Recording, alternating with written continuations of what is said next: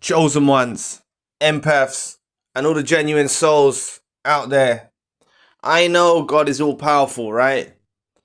I understand whatever your belief system is, the universe. I understand that there's an all powerful force out there that's capable of changing anyone, any condition of any people, right? I understand that. And that's why I do see in the comment section people always say that God could save them, stuff like this, right?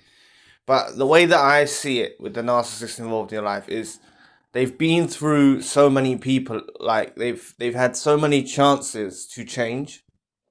And I think that um you holding on for change or desiring them to change keeps you stuck, and it hinders your healing journey because you're waiting to see something manifest.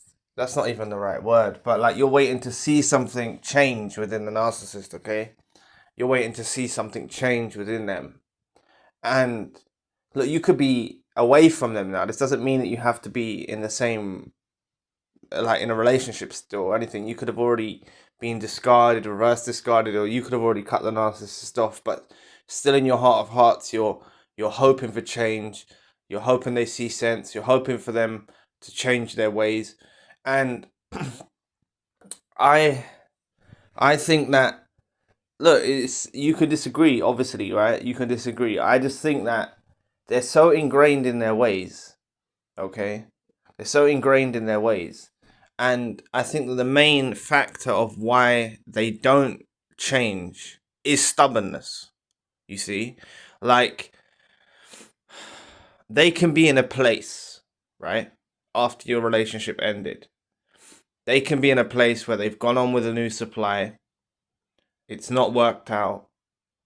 They could still be with the new supply, but they realize that the new supply is not on your level.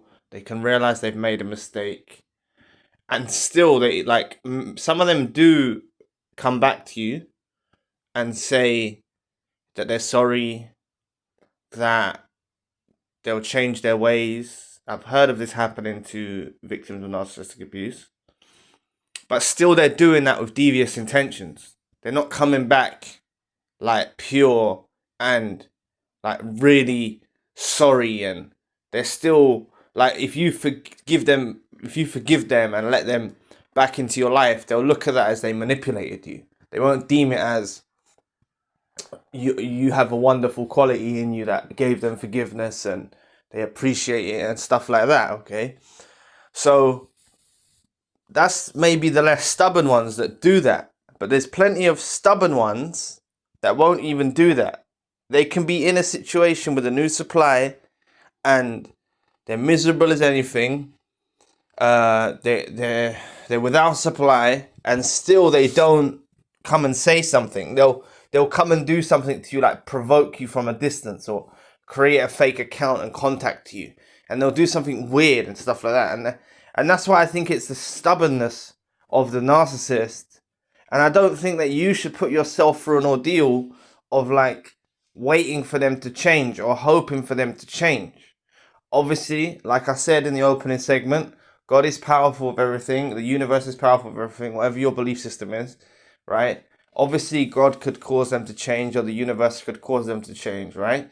But if they aren't sincerely like trying to align with that frequency, like really feeling bad for what they've done, really feeling sorry, trying to correct their ways, trying to get on the straight path, like sincerely actually trying to do that, then I don't see why God's going to change a condition of them, right?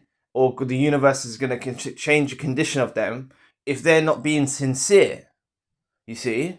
And that's what I think it comes down to, the stubbornness of the narcissist. They're not willing to change. And another thing is that their outlook. As much as they find you admirable, they envy your qualities, stuff like this, they still, many of them, do view you having empathy as a weakness. Like, they can't even begin to fathom how you could be empathetic, how you could put yourself in that vulnerable position. Like, they view it as a weakness, you being the way you are. And if they had your empathy, they would use it as a deviant tool. They wouldn't use it in the correct way. If they had just say they could have empathy and they would still be a narcissist, right? They wouldn't. They would use your empathy in a deviant way to understand people more, because that is what they're lacking. They can't truly understand people to the extent that maybe an empath can understand people. So please press the like and the subscribe button. Help your brother out. It'll take 2 seconds of your time. Thank you.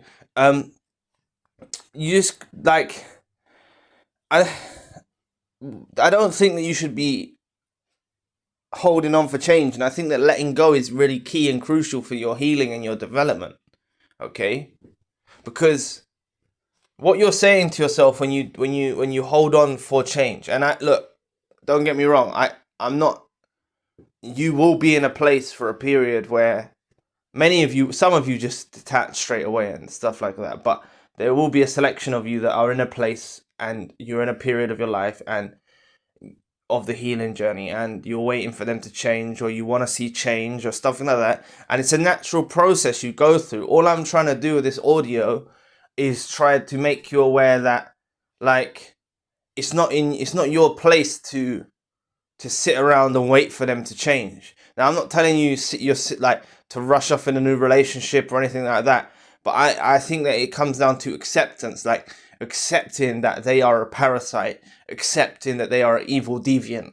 Like, that's what I think is more healthy to, like, after your experience with a narcissist in your life, like accepting that they are a deviant, as much as it hurts, like accepting that they are messed up in the head, like coming to terms with that is how you move forward.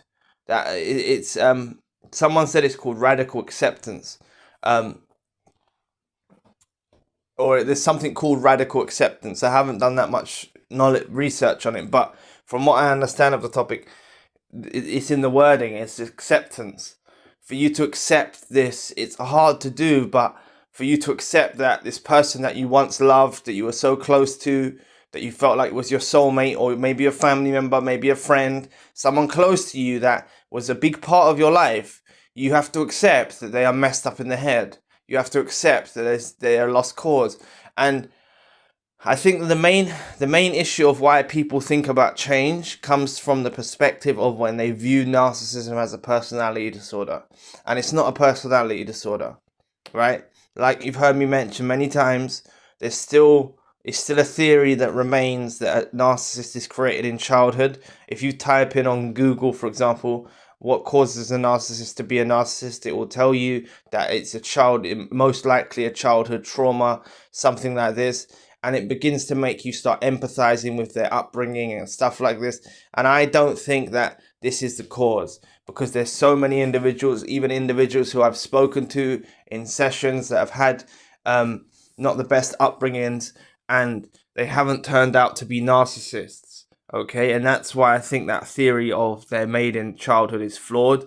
I don't think that it's the case that they turn out to be narcissistic because of their childhood. So I think this is more than a personality disorder. I think it's a spiritual deficit that exists within the narcissist, if that's the right terminology. I think it's a spiritual battle that they are overshadowed with darkness. Some people call it the devil, some people call it negative forces, some people call it entities, whatever you want to call it, right? They are clearly off the path of light and off the path of God, or off the path of the universe. They're clearly on the dark. They're following the darkness, right? However you want to call it, they're following the dark side of their walk in life. And I don't think it's up to you to you could pray for them.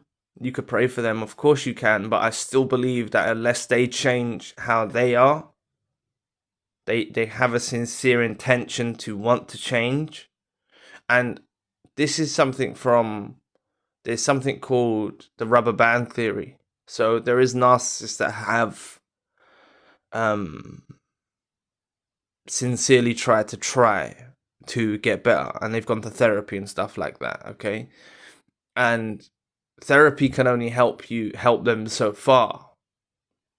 Like, they need to understand that I'm not saying that they need a deliverance or anything like that.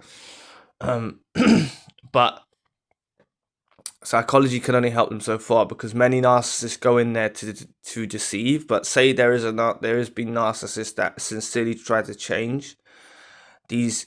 What you want from them, they only can learn this type of behavior, and this is what happens. They learn the types of behavior. They learn to be more empathetic. They learn to be more decent. They learn this behavior, but it's not like in their stride. Like, it's not part of them. It's just a learned behavior. And apparently, on bad days of this in particular narcissist, has learned these types of behaviors to be more empathetic, to be more decent, such as waking up on the wrong side of the bed, getting stuck on traffic on the way to work, just general things that happen in day-to-day life. They actually resort back to their own coping mechanisms of being a narcissist. And that's what you've got to view this like. This is their coping mechanism. This is how they navigate through life. This is the way they deal with going through life. Okay? And I just don't want... Look, if you want to... I can't tell you what to do. I just think that it does hinder the progress of your healing, which is what I think should take priority. I understand that many of you are very giving. You're very selfless. And sometimes you put others' wants above your own. And there's nothing wrong with that, being selfless and stuff like that. Like, many of my family... my nan, for example, was one of the most selfless people I've ever met. She was very selfless. So was my auntie, and my granddad as well. And I've met some selfless people in my own family. That even my own father's very selfless. And they've helped me a lot, an awful lot. So, but I think that being putting basically letting go is key. It's as simple as I can put it. Letting go of them and accepting as what they are. Okay, accepting as what they are. And please, when I'm talking about letting go, accepting, I'm not trying to, as many of you understand that you don't rush forward in new relationships. This isn't a video or an audio to try and usher you along to get involved in a new relationship. It's very contrary to that. It's not that at all. When I mean letting go is key, I mean focusing on yourself, filling yourself with self-love, this love that you want to give to the narcissist that was involved in your life, whether it was a friend, family member, romantic partner, colleague, this love that you want to give to them and you want to receive from them. I think you can incorporate that in yourself, and I think that's because they've literally drained you, and it's about you rebuilding yourself now. It's really about you rebuilding yourself. So, thank you for listening today. I totally understand many of you being in a place of wanting change, wanting to see change, wanting to see them rectify their ways, wanting to see them change who they are. To become a better person, and I totally understand you being in a place like that. And to be honest with you, that will pass. That will pass. That will pass. I've spoken to many individuals who have been in that place, and it has passed. I just think that, there's no race in healing, so take your time. But I just think that holding on for change prevents you'll still heal, but it prevents you healing to the extent that you would be healing if you go through acceptance. Okay? So I pray and I ask God. I know I'm not all powerful, but I just have intentions to try and help you let go. And it's going to happen naturally. It's not me that's triggering it. It's not the other videos that you're watching or anything like that. It's within you. And I just want you to let go of them. Okay? Because really, you letting go of them and filling yourself with self-love is more likely to initiate a change within them than it is if you stay by them or tell them like that you like trying to help them and stuff like this. or keep talking to them or stuff like this, like it's more likely them dealing with your loss could potentially change. I don't think it can. Like how can I put this? Like it's more likely that like you go. Okay, this is the thing, right? I was watching a program about. This is sorry, I was just drawing the video to a close, but I'll just say this quick thing. I was watching a video about hoarders, right?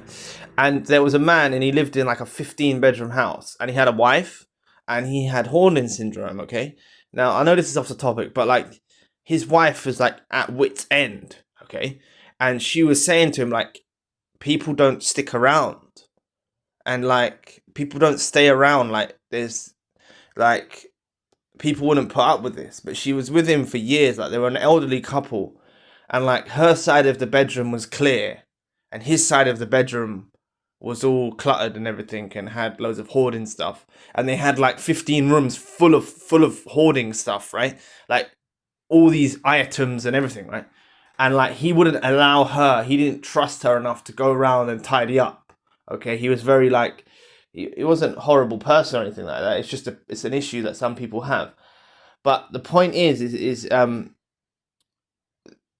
they had like an intervention, like their daughter come and said like the daughter come, and I think the priest come, and they kind of said like they've had enough basically of this, like it's cause and effect, and it basically taught. I know hoarding syndrome is totally different from narcissism, so I'm not comparing the two, but it basically taught the person, it taught him, like he let them change one room, like he gave the freedom to the daughter to restore the room back to its right place, and I'm just saying, like sometimes it's like tough love, right?